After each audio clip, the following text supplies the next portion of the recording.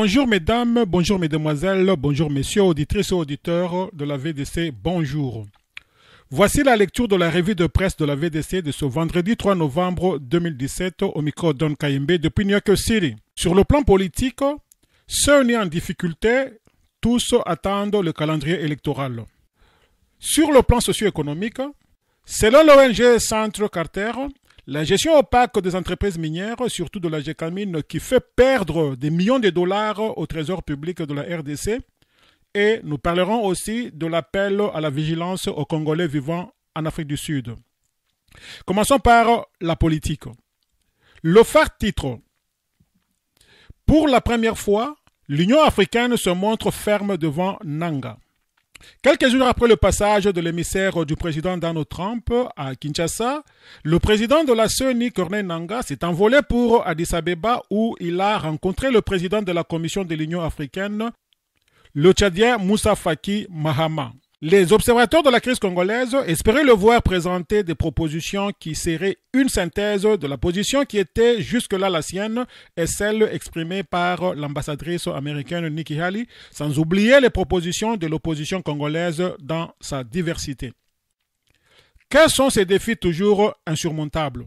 Et pourquoi M. Nanga ne fait-il pas la moindre allusion aux différentes propositions qui lui sont faites pour baliser rapidement les routes des élections et permettre ainsi au peuple, unique souverain selon la Constitution, d'exercer son pouvoir discrétionnel de désigner ceux qui doivent le diriger? Et si l'américaine Nikki Haley a pu lui dire qu'il ne faut pas dépasser le milieu de l'année prochaine pour organiser les élections, c'est parce qu'elle dispose de rapports des experts aussi bien nationaux qu'internationaux qui démontrent tous la faisabilité de ces opérations. Et aussi parce que des études fiables démontrent que la non-organisation des élections jusqu'à ce jour révèle uniquement de la mauvaise foi et de l'absence d'une réelle volonté politique. C'est sur base de tout cela qu'à Addis Abeba, cette fois, le président de la Commission de l'Union africaine ne s'est pas laissé prendre par le traditionnel discours de défi toujours insurmontable, débité à l'envi par la CENI. Comme Nikki Haley il y a une semaine à Kinshasa, Moussa Faki Mahama a surpris Corneille Nangaa par la fermeté de ses propos. Il a en effet souligné à l'intention du président de la centrale électorale congolaise l'importance que revêt la publication rapide d'un calendrier électoral crédible et aussi consensuel que possible, de manière à créer la confiance requise parmi les acteurs politiques congolaises et à aider à l'apaisement du climat politique en République démocratique du Congo.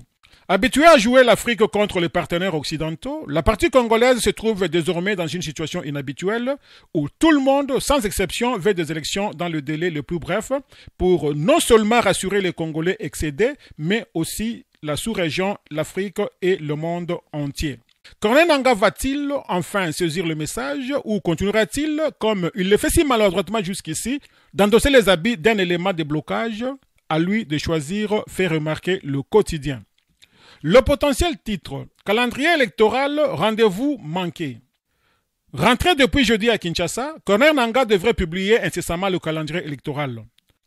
Longtemps programmé et maintes fois reporté, dit le potentiel, la publication par la CENI du calendrier électoral se fait toujours attendre.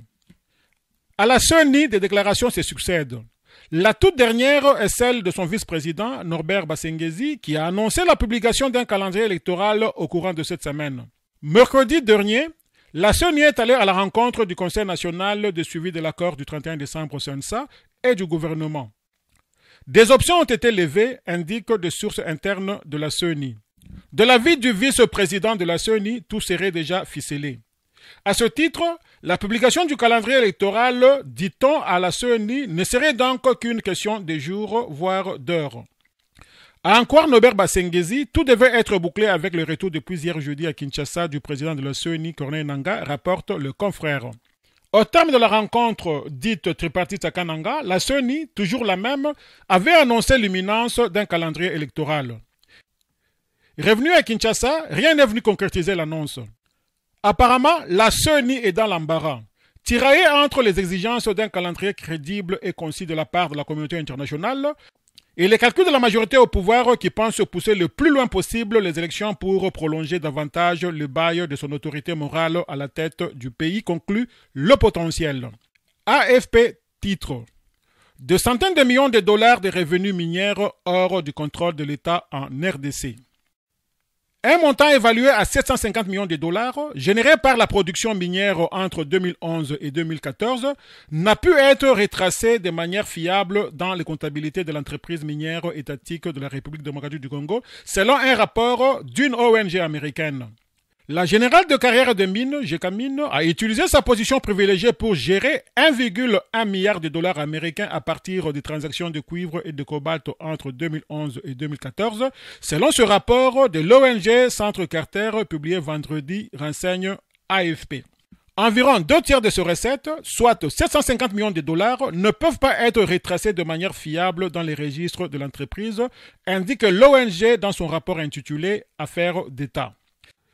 Par ailleurs, l'ONG juge également troublant que la Gécamine ait refusé de publier des contrats pour plusieurs transactions minières qui pourraient avoir généré plus d'un demi-milliard de dollars en 2016-2017, ajoute le rapport, lit-on dans ce journal.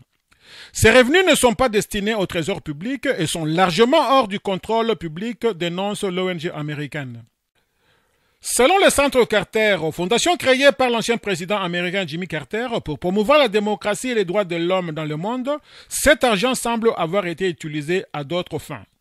Le rapport se base sur 200 entretiens, un examen de plus de 100 contrats miniers, au moins 1000 documents d'entreprise, ainsi que sur le rapport de l'initiative pour la transparence dans les industries extractives couvrant la période 2007 à 2014. L'ONG note par ailleurs qu'avant les élections de 2006 et de 2011 en RDC, des recettes importantes générées par des transactions effectuées par des sociétés minières de l'État congolais s'étaient avérées difficiles à retracer. Étant donné que le pays se trouve actuellement dans une période au cours de laquelle des élections critiques devraient avoir lieu, les conditions sont réunies pour de nouvelles ventes non déclarées et pour d'éventuels détournements de fonds, redoutent-elles, peut-on lire dans le journal. RFI renchérit et titre RDC, un rapport pointe du doigt les activités troubles de la Gécamine. C'est une enquête colossale sur la privatisation des secteurs du cuivre en RDC que publie ce vendredi 3 novembre le Centre Carter. Une affaire d'État, la privatisation des concessions de cuivre du Congo, tel est le titre de ce rapport d'une centaine de pages qui se base sur l'analyse d'une centaine de contrats miniers, des milliers de documents d'entreprise et quelques 200 entretiens. Le bilan est sans appel. La RDC et le peuple congolais n'ont pas bénéficié de la privatisation des actifs d'État comme ceux de la Gécamine, la Générale de carrière et de mines. Selon le Centre Carter, poursuit RFI, la Gécamine est une boîte noire financière. Parce que malgré l'implication de la Banque mondiale, de l'ITI, le processus de transparence des industries extractives et les 5 années d'enquête passées à produire ce rapport, les chercheurs du Centre Carter ont du mal à tracer l'utilisation du milliard et demi de dollars de revenus engagés par la Gécamine entre 2009 et 2014. Cet argent n'a en tout cas pas atterri dans les caisses de l'État. 5% à peine du pactole a été versé au trésor public. Le reste aurait été réinvesti pour améliorer la production. C'est en tout cas ce que dit le géant congolais. Mais selon le Centre Carter, on ne voit pas les résultats de ces investissements annoncés. 750 millions de dollars semblent même avoir disparu de ce compte entre 2011 et 2014, renseigne le quotidien. Dans les sous-titres de RFI, logique du profit à court terme, nous lisons: ce que montre ce rapport, c'est aussi que la privatisation des concessions de cuivre du Congo s'est toujours faite au détriment de l'État, de l'intérêt public. Mobutu, Laurent Désiré Kabila, Jean-Pierre Bemba, avant, pendant et après la guerre, la Gécamine était la vache laitière des politiques. Depuis l'adoption des codes miniers, ce sont des multinationales qui profitent de ces contrats, tous les alliés du chef de l'État, la Chine évidemment, aussi bien par exemple l'ami personnel du président Kabila, l'Israélien Dan Gettler, qui bénéficie non seulement des contrats avantageux, mais aussi de passe-droit par rapport aux autres entreprises, fait remarquer RFI. Rupture de contrats et changement de partenaires, c'est ce que le Centre Carter souligne. C'est surtout la logique du profit à court terme, au détriment de l'État évidemment, mais aussi de la santé des entreprises d'État et de leur capacité de production, accroissement de la dette de la Gécamine, retard de la mise en exploitation de certaines concessions qui auraient sans doute permis aujourd'hui au Congo de tirer son épingle de jeu face à la chute des prix des cours des matières premières, poursuit RFI. Dans sa conclusion, RFI stipule: Le Centre Carter recommande aux bailleurs de fonds de conditionner son appui budgétaire à la publication des comptes et des audits de la GECAMIN et d'envisager des poursuites judiciaires ou même des sanctions pour des cas avérés de détournement de deniers publics. Société. À ce petit titre, le ministre délégué en charge des Congolais de l'étranger lance un appel aux Congolais vivant en Afrique du Sud à la prudence.